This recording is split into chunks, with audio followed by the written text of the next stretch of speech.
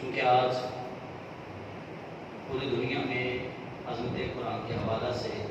دن منایا جا رہا ہے۔ جیسا کہ آپ سب کو معلوم ہے کہ سویڈن کے اندر ایک ملعون شخص نے چند اور ملعونوں کے ساتھ مل کر سویڈش حکومت کی سرپرستی میں یہ گھناؤنا پھیر جو ہے سر انجام دیا ہے۔ قرآن کریم کو جلانے کی مذموم کوشش کی گئی، حالانکہ وہ بددین اور گمراہ اور لعین لوگ یہ نہیں جانتے کہ قرآن کے اوراق جلائے جانے سے قرآن ختم نہیں ہوگا۔ جب تک اس دھرتی پر اللہ رب العزت کے بندے موجود ہیں، رب تعالیٰ کے اسلام کے فرزند موجود ہیں، قرآن کریم کو کوئی مائی قرار ختم نہیں کر سکتا۔ اور یہ محض بندوں کی وجہ سے قرآن کریم ختم نہیں ہوگا، یہ ہرگز میرا دعویٰ نہیں کہ بندوں کی وجہ سے ختم نہیں ہوگا، بلکہ یہ میرا دعویٰ جو ہے یہ اللہ رب العزت جل جلالہ و اتم برہانہ کے قرآن کریم کی آیت کے اندر رب تعالیٰ کے وعدہ کے ضمن میں ہے۔ اللہ نے خود کہا ہے کہ انا نحن نزلنا الذکر و انا لہ لحافظون، فرمایا بے شک ہم نے ہی قرآن نازل کیا ہے اور ہم ہی اس کی حفاظت کرنے والے ہیں۔ تو اس آیت کے اندر اللہ رب العزت نے ان خوش نصیب لوگوں کو بھی شامل کیا جو قرآن کی حفاظت کرنے والے ہیں۔ فرمایا ہم نے قرآن کو نازل کیا، حالانکہ اللہ تو ایک ہے، اللہ تعالیٰ فرما دیتا کہ میں نے قرآن نازل کیا ہے، لیکن فرمایا انا نحن، بے شک ہم نے، نزلنا، ہم نے نازل کیا۔ انا اس کے اندر بھی ضمیر جمع متکلم کی، نحن یہ بھی جمع کے لیے، اور نزلنا اس کے اندر پھر ضمیر جو ہے وہ جمع متکلم ہے، نزلنا نون الف زبر نا، بے شک ہم نے قرآن نازل کیا، وَإِنَّا لَهُ لَحَافِظُونَ، اور بے شک ہم ہی اس کے محافظ ہیں۔ گویا اللہ رب العزت جل جلالہ یہ جو بات فرما رہا ہے اس بات کے اندر یہ حکمت بھی پوشیدہ ہے کہ اللہ رب العزت یہ بتا رہا ہے کہ اے کفار ناہنجار، تم جتنی مرضی چالیں چل لو، تم جو مرضی قرآن کریم کے خلاف یا دین اسلام کے خلاف بکواسات کر لو، یا اپنے مذموم مقاصد کو پورا کرنے کے لیے اپنی تمام کوششیں کر لو، لیکن اللہ رب العزت نے جس کتاب کو نازل کیا ہے اللہ نے اس کی حفاظت کا ذمہ بھی خود لیا ہے، تم اس کو مٹا نہیں سکتے، تم اس کو ختم نہیں کر سکتے۔ تو یہ قرآن اتنی ہیبت والا قرآن ہے کہ اللہ تعالیٰ فرماتا ہے لو انزلنا هذا القرآن على جبل لرأيته خاشعا متصدعا من خشية اللہ، رب تعالیٰ فرماتا ہے کہ اگر ہم قرآن کو پہاڑوں پر نازل کرتے تو اللہ کے خوف کی وجہ سے ریزہ ریزہ ہو جاتا۔ قرآن کے اندر اتنی ہیبت ہے، اتنا جلال ہے قرآن کے اندر، چونکہ یہ کلام الہی ہے، کلام الہی ہے، اللہ تعالیٰ کی صفت ہے، تو اس کا جلال اور اس کے اندر جو اللہ رب العزت جل جلالہ نے حکمت بھری نصیحتیں جو موتی اس کے اندر رکھے ہیں، کسی پہاڑ کے اندر بھی وہ طاقت نہیں اللہ رب العزت نے رکھی کہ پہاڑ اس کو محفوظ کر سکتا، پہاڑ اس کا وزن برداشت کر سکتا، پہاڑ اس کا جلال برداشت کر سکتا۔ اللہ رب العزت نے سید البشر، میرے اور آپ کے کریم آقا صلی اللہ علیہ وسلم، جو تمام بشروں کی جان ہیں، جو تمام انسانوں کے لیے فخر کا مقام رکھتے ہیں، جن کی وجہ سے اللہ رب العزت نے انسانیت کو شرف بخشا، جناب سید العالمین خاتم النبیین صلی اللہ علیہ وآلہ وسلم، ان کے قلب اطہر پر اللہ رب العزت نے قرآن کو نازل کیا اور پھر ساری دنیا کو ایک پیغام دیا۔ فرمایا یہ ہے میرے برگزیدہ پیغمبر کی شان، یہ ہے میرے محبوب کی عظمت کہ تم پہلے دیکھ لو، پہلے سمجھ لو۔ اللہ رب العزت نے مثال دیکھی ہے کیسی دی، فرمایا لو انزلنا ھذا القرآن علی جبل، اگر ہم قرآن کو پہاڑ پر نازل کرتے، لرأیتہ، تو تم دیکھتے اس پہاڑ کو خاشعا متصدعا من خشیۃ اللہ، کہ وہ خوف کی وجہ سے ریزہ ریزہ ہو جاتا، اگر اس کو پہاڑ پہ نازل کیا جاتا، لیکن اللہ رب العزت نے پہاڑ پہ نازل ہی نہیں کیا، پہاڑ کا مقدر بھی نہیں تھا، اور پہاڑ کے اندر وہ تحمل بھی نہیں تھا، پہاڑ کے اندر وہ قوت برداشت بھی نہیں تھی کہ قرآن کو برداشت کر سکتا، اللہ رب العزت نے آمنہ کے لال صلی اللہ علیہ وآلہ وسلم کو یہ عزت اور شرف بخشا۔ فرمایا محبوب کریم ہم آپ کے قلب اطہر کو اتنا تحمل والا، اتنا برداشت والا، اتنی قوت والا قلب اطہر بنائیں گے کہ ساری دنیا حیران رہ جائے گی کہ اللہ کا وہ کلام جس کا وزن کوئی پہاڑ برداشت نہیں کر سکتا، اس کا وزن، اس کا جلال، اس کی ہیبت سینہ مصطفیٰ نے برداشت کی ہے۔ اللہ کے عالم نے قرآن کریم کو مدنی کریم علیہ السلام کے قلب اطہر پر نازل فرمایا، تو رسول اللہ صلی اللہ علیہ وآلہ وسلم پر جب یہ قرآن کریم اترا تو کفار و مشرکین، بالخصوص بنی اسرائیل کے یہودی، انہوں نے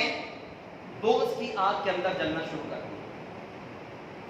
ایک تو وہ نبی پاک علیہ السلام سے درپے ہو گئے، حضور سید عالم صلی اللہ علیہ وسلم کے دشمن بن گئے، دوسرا وہ جبریل امین کو گالیاں دینے لگے۔ انہوں نے کہا یہ جبریل نے دھوکہ کیا ہے، اس نے یہ کتاب الہی جو آخری کتاب تھی یہ بنی اسرائیل کی طرف لے کر آنا تھا، لیکن یہ ہم سے دھوکہ کر گیا، یہ بنو ہاشم کی طرف چلا گیا۔ جب انہوں نے جبریل امین کو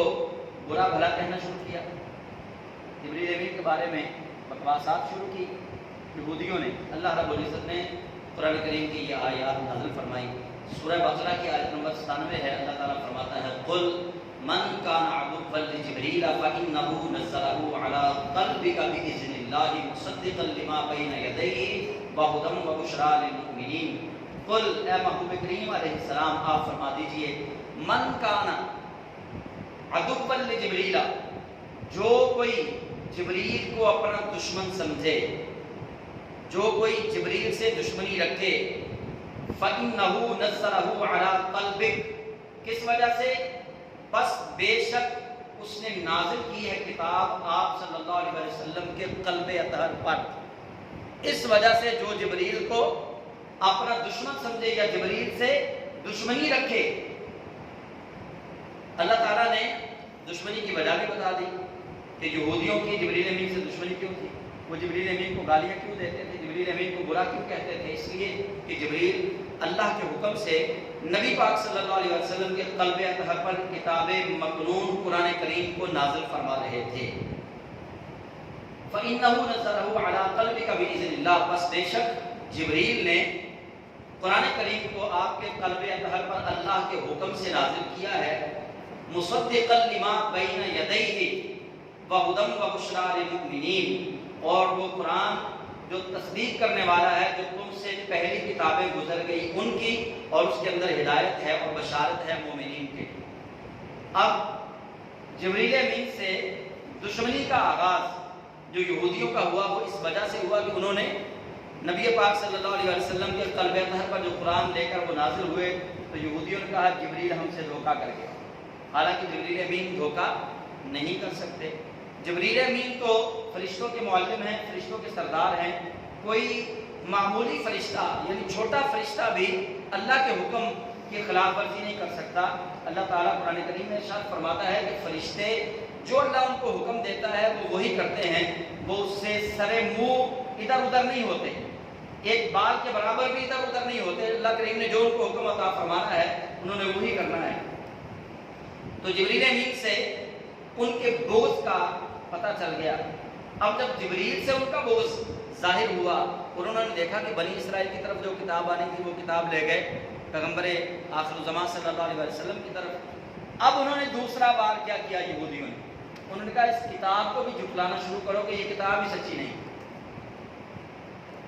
چونکہ بنی اسرائیل کی طرف نبوت آ رہی تھی حضرت ابراہیم علیہ السلام کے بعد، اسماعیل علیہ السلام کے بعد، انہوں نے کہا اب یہ تبدیل ہو گیا، یعقوب علیہ السلام کی اولاد سے بنی اسرائیل سے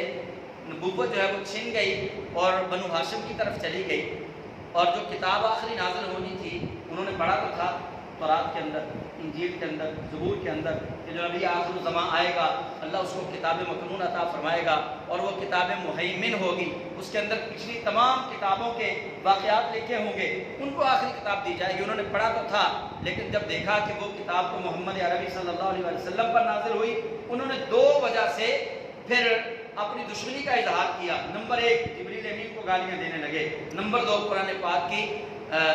تکذیب کرنے لگے کہ یہ کتاب جھوٹی ہے، یہ وہ کتاب نہیں۔ کبھی وہ کہتے ہیں کہ یہ تو محمد صلی اللہ علیہ وسلم شاعر ہیں، انہوں نے لکھا کلام، کبھی کہتے ہیں یہ تو محمد صلی اللہ علیہ وسلم نعوذ باللہ کاہن ہیں، انہوں نے لکھا یہ کلام، کبھی وہ کہتے ہیں یہ تو محمد صلی اللہ علیہ وسلم کی اپنی گھڑی ہوئی باتیں ہیں، کبھی وہ کوئی بھونڈا الزام لگاتے، کبھی کوئی الزام لگاتے، قرآن پاک کی تکذیب کرنے کے در پہ ہو گئے۔ کب؟ جب انہوں نے دیکھا کہ یہ اللہ کی آخری کتاب بنی اسرائیل کے کسی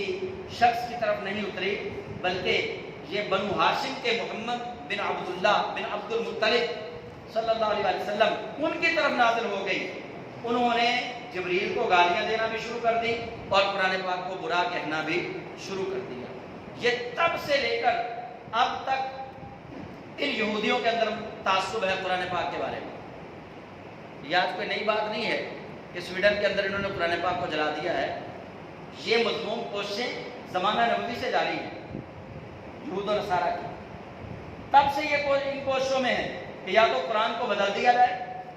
اگر قرآن کو نہ بدلا جا سکے تو قرآن کو لوگوں کے سامنے جھوٹا قرار دے دیا جائے،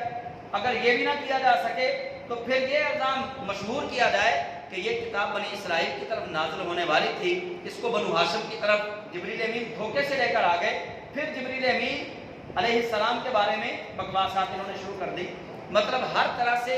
قرآن کو جھٹلانے کا ان کا پروگرام تھا، ہر طرح سے قرآن کریم کی تکذیب کا ان کا پروگرام بنا ہوا تھا، لیکن حقیقت یہی ہے کہ فانوس بن کے جس کی حفاظت ہوا کرے وہ شمع کیا بجھے جسے روشن خدا کرے۔ اللہ کریم نے اس نور کو پورا کرنا تھا، رب ذوالجلال نے اس نور کو پورا کیا۔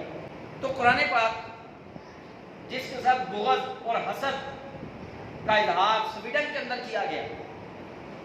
ان کے ذہنوں میں یہ ہے کہ یہ پیغمبر اسلام صلی اللہ علیہ وسلم آپ کے صحابہ نے اس کو ترتیب دیا ہے، حالانکہ حقیقت یہ ہے کہ ہمارا ایمان ہے کہ اللہ رب العزت جل جلالہ جب فرما رہا ہے کہ ذالک الکتاب لا ریب فیہ، یہ وہ کتاب ہے جس کے اندر شک کی گنجائش بھی نہیں، لا ریب ہے یہ، تو اس کتاب کے اندر واقعتاً شک کی کوئی گنجائش نہیں ہے۔ تو یہ کتاب مکنون جس کو اللہ رب العزت نے رہنے کے لیے نازل فرمایا، اس کتاب کو بدل کوئی نہیں سکتا، اس کتاب کی جب زیر زبر پیش کو بدل کوئی نہیں سکتا تو جلا کر اس کو ختم کون کر سکتا ہے؟ یہ یہود و نصارہ کے مذموم مقاصد کبھی پایا تک نہیں پہنچیں گے۔ انشاءاللہ قرآن کل بھی موجود تھا، قرآن آج بھی موجود ہے، قرآن قیامت تک موجود رہے گا۔